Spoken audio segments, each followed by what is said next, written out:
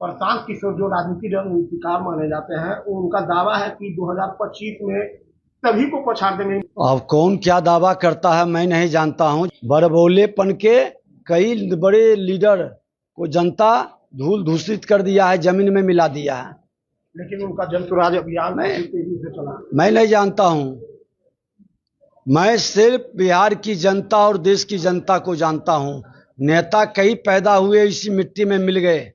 जो बेहतर काम किए लोग उसी को याद करता है। जो टीवी पर बयानबाज बने हुए हैं राजनीतिक दलों के नेता, उनके आकाओं के आका बैठकर हमसे सलाह लेते रहे हैं कि हम कैसे चुनाव लड़े।